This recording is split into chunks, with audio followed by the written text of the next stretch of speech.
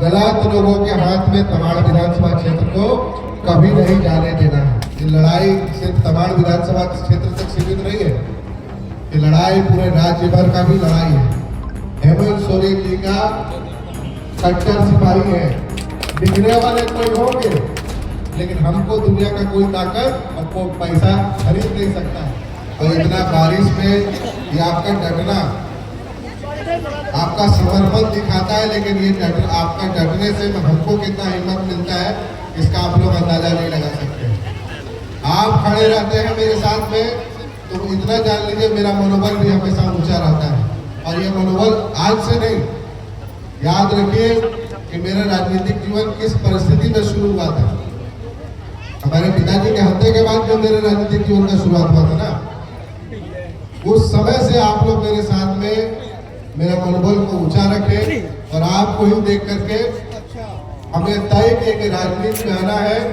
और एक छाप जो हमारे पिताजी ने इस विधानसभा क्षेत्र को आगे बढ़ाने के लिए छोड़ी थी, उन्हीं के पदचिन्हों पर चल के इस क्षेत्र को जो एक निरंतर आगे बढ़ाने का सपना है उसको पूरा करना है। और कम से कम एक काम तो जरूर करना है, गलत लोगों के हाथ में तमाड़ विधानसभा क्षेत्र को कभी नहीं जाने देना है। और ये आप लोगों ने तय करके भी दिखाया कि जो लोग इस क्षेत्र को आजाद करने का काम किए और जो लोग आजाद करने वाले लोगों के साथ दोस्ती किए, वैसे लोगों को आप लोगों ने जगह दिखाने का भी काम किया है। एक बार फिर ये लोग भेष बदल करके आए हैं। एक बार फिर ये लोग भेष बदल करके आए हैं। इनके चेहरे को याद रखिए और पुराने जो दिए हुए घाव हैं उनको भूलिएगा मत, क्योंकि पुराना घाव अगर भूल जाइएगा तो इतना तैयार रहेंगे ये लोग, फिर आने वाले समय में घाव देने के लिए आप लोग तैयार रहेगा। तो ऐसे लोगों को आप लोगों ने लगातार 2 बार जवाब दिया है, एक बार और सही। और ये अंतिम होगा, ये अंतिम इसलिए होगा कि इनका जगह जेल में है और कहीं इनका जगह नहीं है।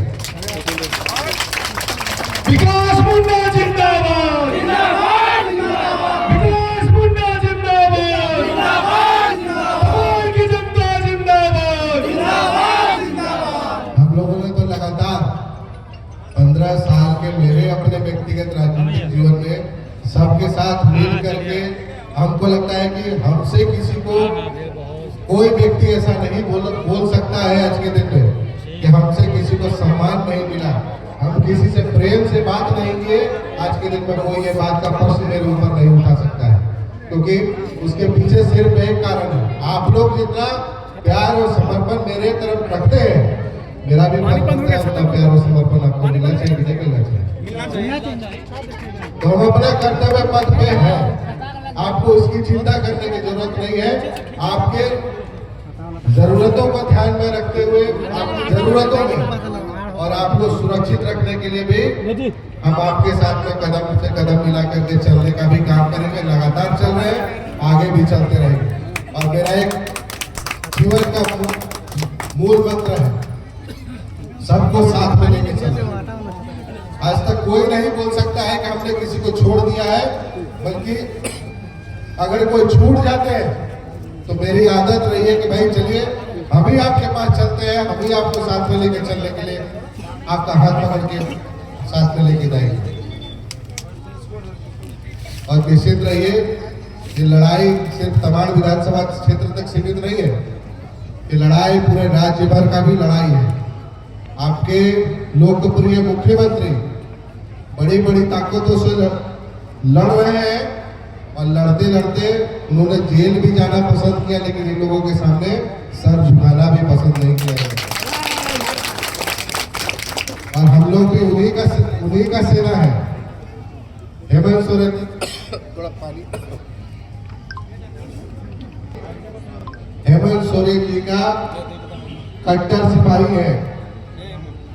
ये लोग देखिए पूरा देश पूरा दुनिया में विधायक सांसद खरीदने का खेल खेल रहा था कि नहीं खेल रहा था। उस समय हम लोग सभी मजबूती से डट करके खड़े थे और हेमंत सोरेन जी को हम लोग ये बोल दिए थे कि आप अपने हिस्से का लड़ाई लड़िए, आपका सिपाही आपके हिस्से का भी लड़ाई लड़ेगा और अपने हिस्से का भी लड़ाई लड़ेगा, और चिंता मत करिए, बिकने वाले कोई होंगे लेकिन हमको दुनिया का कोई ताकत और कोई पैसा खरीद नहीं सकता है। और ये दाग कभी भी इस क्षेत्र के ऊपर लगने नहीं देंगे। आज तक हमारे पिताजी ने अपने दामन पे कभी दाग लगने नहीं दिया है, तो उन्हीं का बेटा है, कभी जिंदगी में अपना दामन पे भी दाग लगने नहीं देंगे।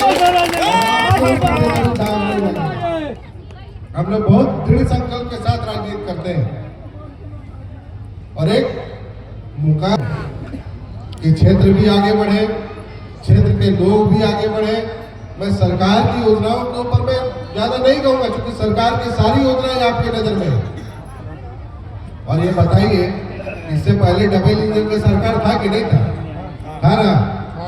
लेकिन राहत मिला था किसी चीज में? क्या आज बिजली बिल में पुराना बिल अगर माफ हो गया तो क्या डबल इंजन की सरकार उस समय उस बिजली बिल माफ कर सकता था कि नहीं कर सकता था? कर सकता था ना। आज अगर किसानों का ऋण माफ हुआ तो उस समय डबल इंजन की सरकार माफ कर सकता था कि नहीं कर सकता था?